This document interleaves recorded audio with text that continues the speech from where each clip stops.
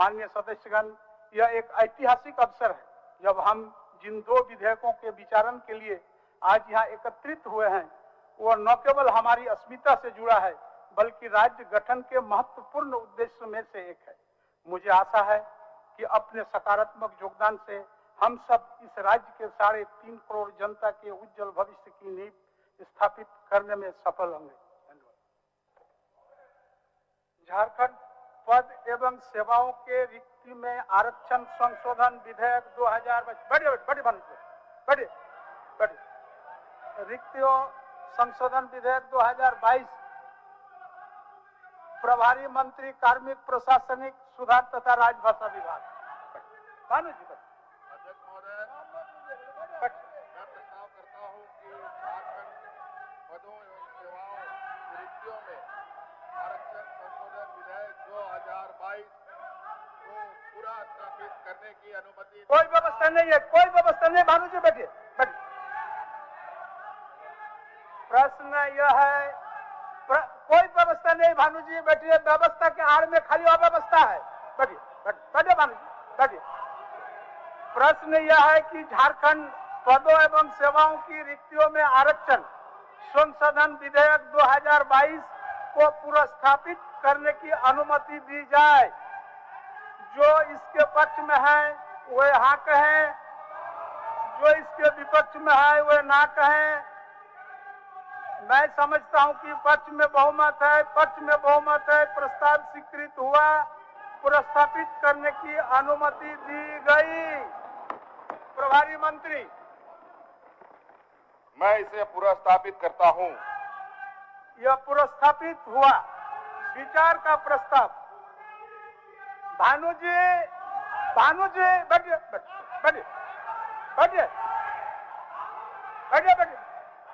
बैठिए ना। क्या व्यवस्था है आपका? क्या व्यवस्था है? ये कोई व्यवस्था है? 3 माननीय सदस्य खड़े हैं, व्यवस्था है। 5 आदमी बोलिए, क्या व्यवस्था है? बोलिए।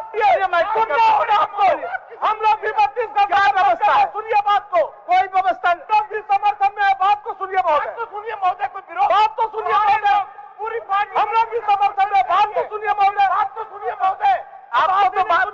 आप यही ना व्यवस्था है आपका, यही दिमाग में घुसा हुआ है आपका। हम तो सुन रहे हैं। आप 4 आदमी खड़े हो गए हैं और 4 आदमी अपने एकदम जो मुखस्त हो रहे हैं उसी को बोल रहे हैं। महोदय बोलिए। आपके द्वारा कार्यसूची दिया गया है। जी। बहुत ही संवेदनशील विषय पर आज यह सत्र का 1 दिन का आहूत आपने करने का काम किया है और भारतीय जनता पार्टी सहित एनडीए के सारे विधायक दोनों विधेयक का हम लोग यहाँ समर्थन करने आए हैं। महोदय सुना जा महोदय, इतना पूरे हो कि आप इसी में समय व्यय करिएगा। भानु जी अब नहीं। चलिए प्रभारी विचार का प्रस्ताव। प्रभारी मंत्री। अध्यक्ष महोदय, मैं चलिए हो गया तो हो गया। झारखंड पदों एवं सेवाओं की रिक्तियों की आरक्षण संशोधन विधेयक 2022 पर विचार हो। इसमें भानु जी आपको हम अब संशोधन पर बात करें ना, आपका बात सुने।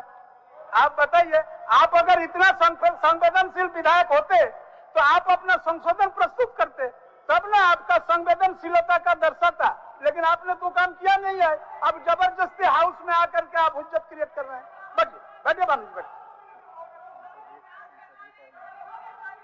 बोलिए, संसदीय कार्य बोलिए। आपको देना चाहिए था। अभी भानु प्रताप जी ने के बात किया है कि हम लोग इस विधि का समर्थन करते हैं और भानु प्रताप जी ने संशोधन भी दिया है। तो जो नियम है कि आप संशोधन पर आप बोलिए जब आपकी बारी आएगा। उनका जब प्रस्ताव पढ़ रहे हैं माननीय मुख्यमंत्री, तो उसकी जरूरत नहीं है। अब संशोधन पर बोलिए ना। अब संशोधन दिया हो गया। संशोधन है आपका, अब बोलिए। संशोधन पर बोलिए। इसमें प्रवर समिति को सौंपने का प्रस्ताव आया है। माननीय सदस्य श्री अमित कुमार यादव प्रस्ताव प्रस्तुत करेंगे। माननीय श्री अमित कुमार यादव अपना संशोधन का प्रस्ताव प्रस्तुत करेंगे। संशोधन पर बोलने दीजिए भानु जी, ऐसे नहीं होता है। क्वेश्चन नहीं होता है, संशोधन पर बोलिए ना, आपको तो बोलने का मौका देंगे, आपका संशोधन डाला है, बोलिए अमित जी।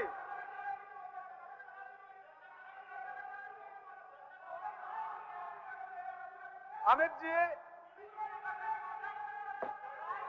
झारखंड पदों एवं सेवाओं की रिक्तियों में आरक्षण संशोधन विधेयक 2022 से प्रवर समिति को इस निवेदन के साथ सौंपा जाए कि वह अपना प्रतिवेदन 30 दिनों के अंदर दे। अध्यक्ष महोदय,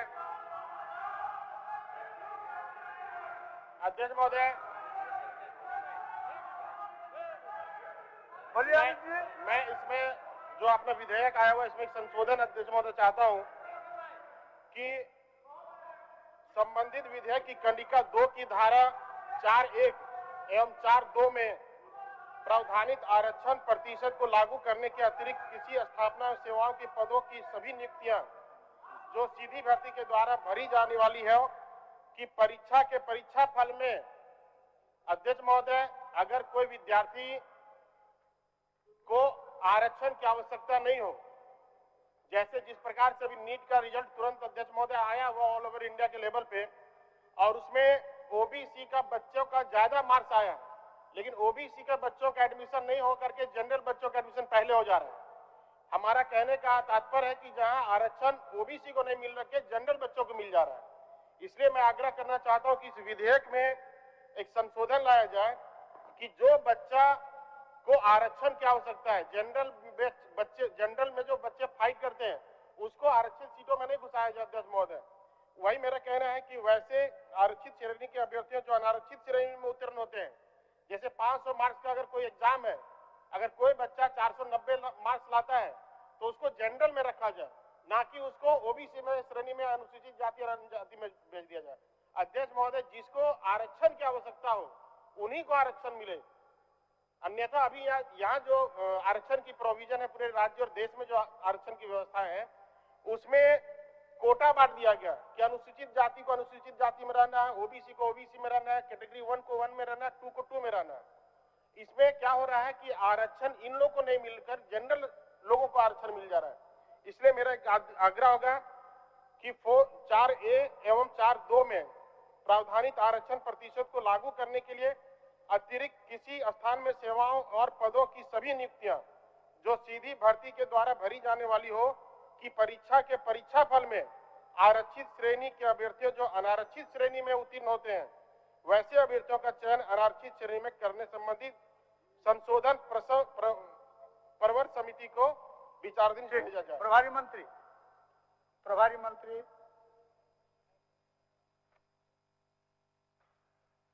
अध्यक्ष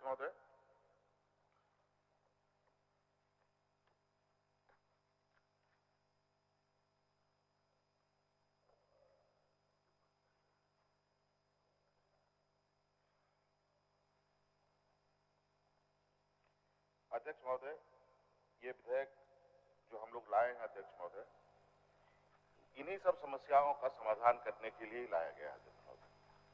और आज आपने देखा भी होगा अध्यक्ष महोदय कि 20 वर्षों में पहली बार जेपीएससी का रिजल्ट भी आया। अभी कल परसों 3-4 दिन पहले इंजीनियरों का भी बहाली का रिजल्ट प्रकाशित हुआ है। और आज भी अध्यक्ष महोदय खुशी की बात यह है कि आज भी अकाउंटेंट के 16 बच्चों का रिजल्ट जेपीएससी ने निकाला है अध्यक्ष महोदय। और बड़ी खुशी की बात है अध्यक्ष महोदय, उसमें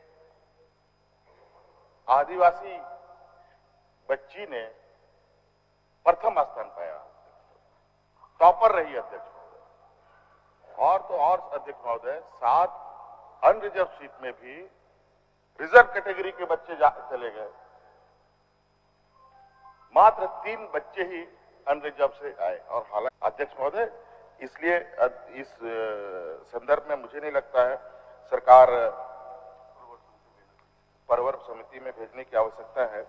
और चूंकि अध्यक्ष महोदय पहले जो इन लोगों ने विधेयक लाए और जिस तरीके से पूर्व में विवादें हुई हैं, उन सब विवादों का निराकरण वर्तमान सरकार करते हुए आ रही है अध्यक्ष महोदय, और आगे भी बढ़ रही है अध्यक्ष महोदय। और अब इस राज्य के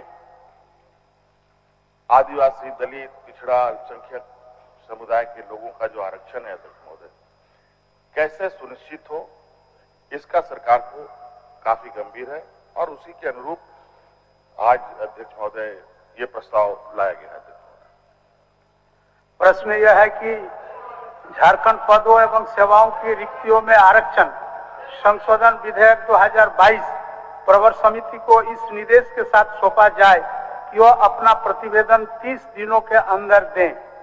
जो इसके पक्ष में है वह हाँ कहें, जो इसके विपक्ष में है वो ना कहें। मैं समझता हूं कि विपक्ष में बहुमत है, विपक्ष में बहुमत है, यह प्रस्ताव अस्वीकृत हुआ। प्रश्न यह है कि झारखंड पदों एवं सेवाओं की रिक्तियों में आरक्षण संशोधन विधेयक 2022 पर विचार हो। जो इसके पक्ष में है वो हाँ कहें, जो इसके विपक्ष में है वो ना कहें। मैं समझता हूं कि पक्ष में बहुमत है, पक्ष में बहुमत है, विचार का प्रस्ताव स्वीकृत हुआ।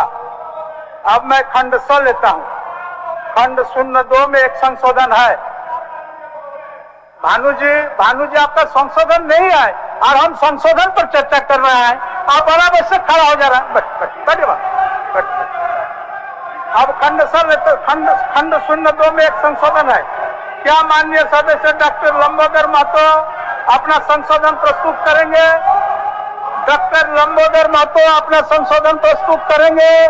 माननीय अध्यक्ष महोदय, निश्चित रूप से झारखंड पदों एवं सेवाओं की रिक्तियों में आरक्षण संशोधन विधेयक 2022 तदनुसार झारखंड पदों एवं सेवाओं में रिक्ति आरक्षण अधिनियम 2001 यथा संशोधित की धारा 4(2)ख पूर्व में गठित मंत्रिमंडल उप समिति द्वारा समर्पित प्रतिवेदन के अनुसार अनुसूचित जनजाति आक्रोशित न हो, 25% एवं धारा 4(2)ग एवं 4(2)घ में झारखंड राज्य आरक्षण पर आक्रोशित न हो। भानु जी, 15% आरक्षण पर आक्रोशित न हो एवं 12% के स्थान पर 16% प्रतिस्थापित किया जाए। तदनुसार कुल 77 के स्थान पर 90% प्रतिस्थापित किया जाए। हो गया लंबोदर बाबू, हो गया? नहीं महोदय, निश्चित रूप से मंत्रिमंडल उप समिति का जो प्रतिवेदन है, उस प्रतिवेदन के हिसाब से जो संशोधन प्रस्ताव डाला हुआ है, निश्चित रूप से आज के इस विधेयक में ये संशोधन हो गया लंबोदर बाबू। माननीय प्रभारी मंत्री अपना पक्ष रखेंगे।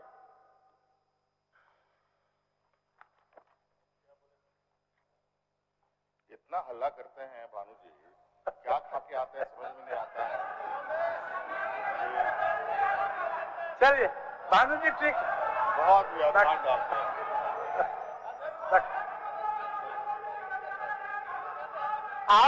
आपका संशोधन अगर होता भानु जी, संशोधन में आप अगर संशोधन डालते और पर्याप्त समय दिया गया था, भानु जी नहीं डाले हैं तो आसन क्या कर सकता है? आसन तो आखिर नियम से चलेगा। प्रभारी मंत्री मत बोलिए। प्रभारी मंत्री,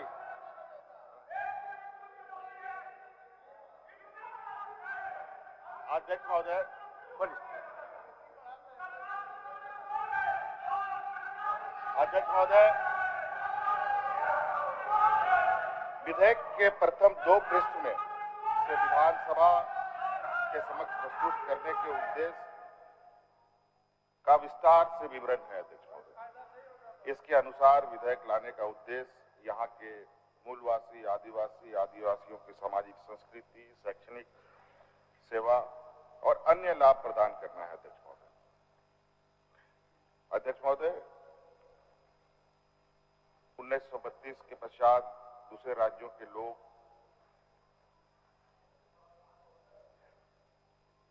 लोगों के आवर्जन के परिप्रेक्ष्य में मूलवासी आदिवासियों के सामाजिक विकास, रहन सहन, रीति रिवाज और परंपराओं पर अध्यक्ष महोदय नकारात्मक प्रभाव भी पड़ा है। और यही वजह है अध्यक्ष महोदय, 1932 की मांग शुरू से राज्य में होती रही है। अध्यक्ष महोदय,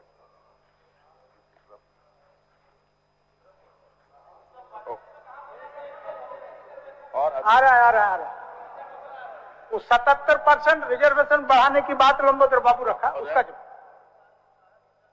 अध्यक्ष महोदय, आ रहा है, आप लोग हल्ला करिएगा तो गड़बड़ होगा।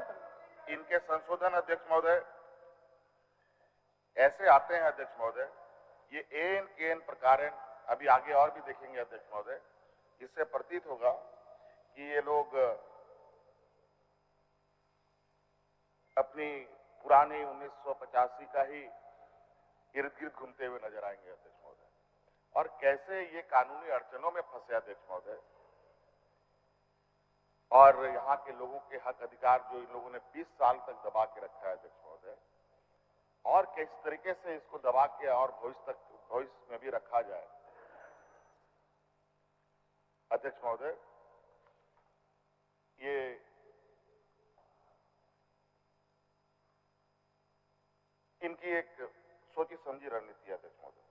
जो ये 90% कह रहे हैं अध्यक्ष महोदय,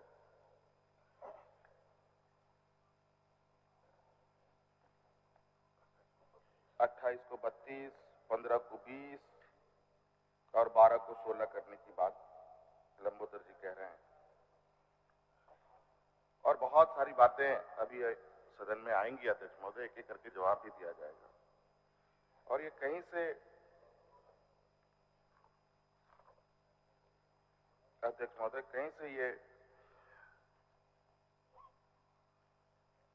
जो इनका आंकड़ा है वो किस बेसिस पर ही बना है अध्यक्ष महोदय, मुझे लगता है कि ये भी सदन को बताए तो ज्यादा अच्छा से हम लोग इसको एलैबोरेट करके बता देंगे। ये इसका कोई औचित्य नहीं है अध्यक्ष। ठीक, लंबोदर बाबू और थोड़ा स्पष्ट करिए, आप क्या कहना चाह रहे हैं? अध्यक्ष महोदय, करिए और निश्चित रूप से इसका एक जस्टिफिकेशन है मैडम। हाँ बताइए। महोदय, झारखंड राज्य पिछड़ा वर्ग आयोग है, एक संवैधानिक आयोग है महोदय, और इस संवैधानिक आयोग का महोदय मेरे पास अनुशंसा है। ये अनुशंसा है राज्य पिछड़ा वर्ग आयोग जो संवैधानिक आयोग है, इसका पत्रांक 64 है, बी है 18 जुलाई 2014। इसमें अनुशंसा किया है कि पिछड़ी राज्य के पिछड़ी जातियों जिनकी आबादी 55% है, इनको 36% से 50% तक आरक्षण दिया जा सकता है। तो हमने जो मिनिमम है 36% का जो अनुशंसा है, उसी के आधार पर राज्य का सरकार का जो विधेयक है, जिस विधेयक में कह रहा है कि हम ओबीसी को 27% दे रहे हैं, हम लोग उसका स्वागत करते हैं। लेकिन राज्य पिछड़ा वर्ग आयोग का जो अनुशंसा है, जो कहता है कि कम से कम 36% से 50% दिया जा सकता है, क्योंकि इनकी आबादी 55% है, तो महोदय इसी के आलोक में हमने संशोधन प्रस्ताव डाला है कि निश्चित रूप से जो आप 15% दे रहे हैं उसकी जगह पर 20 करिए, और 15 ये चूंकि दोनों मिला के एक हमारा है कि जो हम अभी 15% BC1 की बात कर रहे हैं, 15 के जगह पर आप 20 करें, और जो 12% की हम लोग बात कर रहे हैं उसके जगह पर 16, तो 36% जो राज्य पिछड़ा वर्ग आयोग का अनुशंसा, उसके आलोक में हमने संशोधन प्रस्ताव दिया। महोदय हम जस्टिफिकेशन आगे बात महोदय, ये महोदय मंत्रिमंडल उप समिति इसका प्रतिवेदन दो है महोदय। मंत्रिमंडल उप समिति के प्रतिवेदन के आलोक में जो जिसका स्पष्ट अनुशंसा था कि वर्ष 2002 में मंत्रिमंडल उप समिति ने पिछड़ा वर्ग, अनुसूचित जाति, जनजाति, और उसमें मंत्रिमंडल उप समिति का 2002 में स्पष्ट था कि यहाँ के अनुसूचित जनजातियों को 32% आरक्षण दिया जाए। तो मंत्रिमंडल उप समिति जिसका गठन सरकार ने किया था, जिसका प्रतिवेदन है, उसी प्रतिवेदन के आलोक में हम संशोधन प्रस्ताव दिया है कि महोदय जस्ट तुरंत महोदय, तो उसी मंत्रिमंडल उप समिति के अनुशंसा के आलोक में, प्रतिवेदन के आलोक में हमने दिया है कि झारखंड राज्य के आदिवासियों को 32% आरक्षण दिया जाए। महोदय दूसरा जो जवाब सुन लीजिए, जवाब जस्टिफिकेशन महोदय, दूसरा जो जवाब सुन लीजिए माननीय मंत्री जी का। पूरे एक बार बात करते हैं महोदय, फिर बात पूरे जस्टिफिकेशन के बाद। दूसरा महोदय जो जस्टिफिकेशन है कि हमने कुल मिला के 70 के जगह जो 90 का प्रस्ताव डाला महोदय, ये सुप्रीम कोर्ट का आदेश है महोदय, और इस सुप्रीम कोर्ट के आदेश तमिलनाडु आरक्षण संशोधन माननीय सर्वोच्च न्यायालय में दायर SLP 13/526/2093, इसमें महोदय कहाँ कह रहा है कि सरकार आरक्षण नहीं बढ़ा सकती है? सरकार आरक्षण बढ़ा सकती है, खाली सरकार को एक्सरसाइज करना है कि जो राज्य में लोग रह रहे हैं, जो पिछड़ी जाति है, जो SC है, जो ST है, उनका परिणात्मक डाटा आंकड़ा करके सरकार बढ़ा सकते हैं। पिछले जो संशोधन प्रस्ताव आरक्षण बढ़ाने तक दिया गया महोदय, पूरी तरह से जस्टिफाइड है। माननीय मंत्री। अध्यक्ष महोदय, सरकार कभी भी विधेयक लाती है तो उस पर कई चिंतन मंथन करती है अध्यक्ष महोदय, और अध्यक्ष महोदय इसका पूरा गहन सभी स्तरों पर की जाती है, उसके बाद विधेयक बनता है अध्यक्ष महोदय। अध्यक्ष महोदय, आपको याद होगा कि राज बनने से पहले ओबीसी को यहाँ 27% का आरक्षण मिलता था। इन्हीं माननीयों ने 27% को घटा करके 14%। अध्यक्ष महोदय, हम 14%। अध्यक्ष महोदय, हम तो वापस अपनी पुरानी ये को स्थापित कर रहे हैं और उसका दायरा भी बढ़ा रहे हैं अध्यक्ष महोदय। और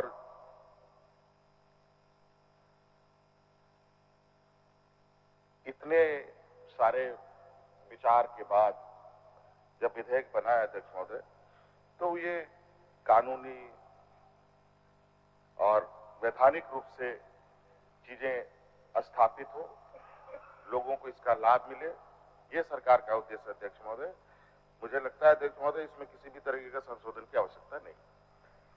जो इसके पक्ष में है वह प्रश्न यह है कि विधेयक के खंड 02 के 4(2) के ख अनुसूचित जनजाति 28% के स्थान पर 32%, ग अत्यंत पिछड़ा वर्ग अनुसूची 1 को 15% के स्थान पर 20%, घ पिछड़ा वर्ग अनुसूची 2 के 12% के स्थान पर 16%, तदनुसार कुल 77% के स्थान पर 90% को प्रतिस्थापित किया जाए। जो इसके पक्ष में है वह हाँ कहें, जो इसके विपक्ष में है वह ना कहें। मैं समझता हूं कि विपक्ष में बहुमत है, विपक्ष में बहुमत है, ये प्रस्ताव अस्वीकृत हुआ। प्रश्न यह है कि खंड 02 इस विधेयक का अंग बने। जो इसके पक्ष में है वह हाँ कहें, जो इसके विपक्ष में है वह ना कहें। मैं समझता हूं कि पक्ष में बहुमत है, पक्ष में बहुमत है। खंड 02 इस विधेयक का अंग बना। खंड 01 में 2 संशोधन है। क्या माननीय सदस्य श्री रामचंद्र चंद्रवंशी अपना संशोधन प्रस्तुत करेंगे? माननीय सदस्य रामचंद्र चंद्रवंशी। अध्यक्ष महोदय, मैं आरक्षण के समर्थन में हूं और इसका कोई मेरा विरोध नहीं, परंतु जो त्रुटियां है इसमें हमने उजागर कर किया है और इसका कम से कम स्पष्ट जवाब इनको माननीय मुख्यमंत्री जी हो चाहे पक्ष के लोगों को देना चाहिए। सबसे पहले तो हमने खंड 1(3) की विधेयक के खंड 013 को निम्न रूप से प्रतिस्थापित किया जाए। यह अधिनियम राजपत्र में अधिसूचना निर्गत होने की तिथि से प्रभावी होगा। इस पर हमने जवाब मांगा है और यह हमारा जो सुझाव है, कोई भी कानून अधिनियमित होने पर लागू होता है और इसमें इस तरह की बात नहीं है। राष्ट्रपति या राज्यपाल की अनुमति प्राप्त करना एक प्रक्रिया है। 9वीं अनुसूची या 5वीं अनुसूची का मामला हो या विधेयक हो, कानून बनाने की प्रक्रिया है।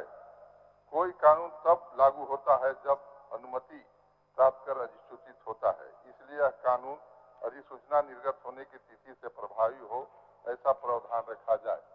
ये मेरा सुझाव है। बाकी एक चीज और मेरा कहना है कि पूर्व की सरकार, हम लोग की सरकार जो 1985 में जो है लागू किया था, ऐसा बात है कि नहीं हम लागू किए हैं, इसलिए हम इसका सपोर्ट करते हैं। बाकी 1985 में हमने यहाँ लाने की इसको जरूरत नहीं, यहाँ लाने की जरूरत नहीं। इनको संकल्प ला के बहाली करना चाहिए था, जिस तरह से हम लोग लाखों की बहाली किया। ये तो एक जो है पब्लिक का जो है दिखा रहे हैं कि हम बहुत बड़े काम कर, यहाँ लाने की जरूरत नहीं। तो संकल्प देके, इनका पावर है, संकल्प देके काम करना चाहिए था, जो बहाली हो जाती। बाकी हमने जो पहले किया उस पर इन पर कोई ध्यान नहीं, हमने इसके पहले किया है। ऐसी बात नहीं है कि कोई नया बात है आपके लिए। तो यहाँ लाने के लिए है, दिखावा है आपका। इसलिए दिखावा है कि हम झारखंड को दिखा रहे हैं कि हम बड़ा काम कर रहे हैं। क्या काम कर रहे हैं? इसको संकल्प लेके आपको काम करना चाहिए था। ऐसी बात नहीं है। इसलिए मेरा सुझाव है कि आप जो है इसको संकल्प लेके काम करें ठीक। और यहाँ अति करने की जरूरत नहीं, इसको दक्षिणवा करने की जरूरत। माननीय प्रभारी मंत्री, नहीं है। माननीय प्रभारी मंत्री। अध्यक्ष महोदय,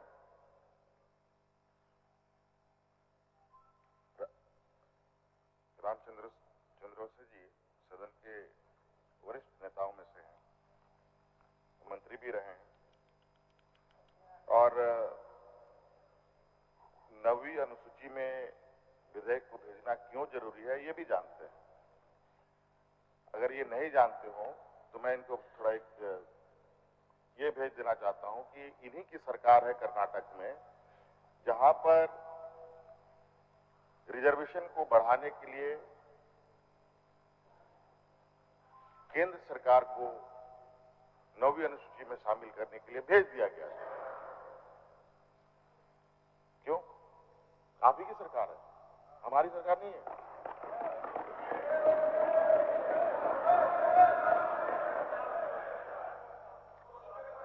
और आप लोगों ने 85 करके कितने बहाली की है ये भी बता दीजिए। ये देखिए, ये देख लीजिए।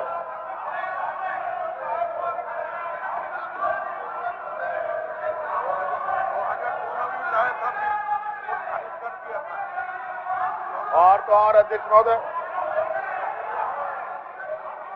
अध्यक्ष महोदय, ये 2000 में बिल लाए थे अध्यक्ष महोदय, 2002 में अध्यक्ष महोदय, और कोर्ट ने एक सिरे से इनकी बिल को खारिज कर दिया था। हम ऐसा नहीं करना चाहते हैं अध्यक्ष महोदय, ना हम लोग इस सरकार का ना बिल खारिज होगा, ना यहाँ पर हमारे नौजवानों का अधिकार छीना जाएगा अध्यक्ष महोदय। अब ये दुकान बंद हो जाएगा अध्यक्ष महोदय, इसलिए इसको हम लोग एक सुरक्षा कवच पहनाने जा रहे हैं अध्यक्ष महोदय, जो ऐसे षड्यंत्रकारी लोग दोबारा इसको भेज ना सके अध्यक्ष महोदय। इसलिए अध्यक्ष महोदय इसमें संशोधन की कोई आवश्यकता नहीं है अध्यक्ष महोदय। प्रश्न यह है कि विधेयक के खंड 013 और इसको लेकर फिर ये उसी बात को कह रहे हैं अध्यक्ष महोदय। पहले भी मैंने कहा, और अच्छा ये हम अगर गलत कर रहे हैं तो इन्हीं के सरकार के लोग ऐसे क्यों कर रहे हैं अध्यक्ष महोदय? 9वीं अनुसूची में भेजने के लिए क्यों वो विधेयक बना रहे हैं, क्यों विधेयक पारित करके भेजते हैं? और अध्यक्ष महोदय,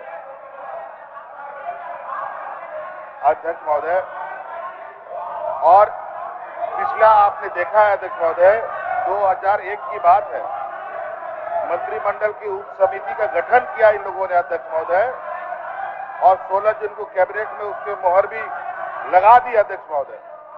जहां एसटी को 32% इन लोगों ने किया था, एससी को 14% और पिछड़ों को 27% अध्यक्ष महोदय इन लोगों ने किया था अध्यक्ष महोदय।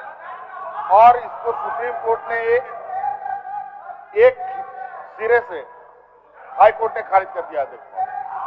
अब ये भी वही चाहते हैं अध्यक्ष महोदय, फिर हम उलझ जाए, अपने पैर पे कुल्हाड़ी मार लिया अध्यक्ष महोदय। लेकिन आप चिंता मत कीजिए, आप लोग जैसा हम लोग बेवकूफ नहीं है। आप लोग जो आदिवासी को भोका बोलते हैं, अब वो भोका नहीं रहा, यही भोका आप लोग को धो पोत करके बाहर कर देगा, चिंता मत कीजिए।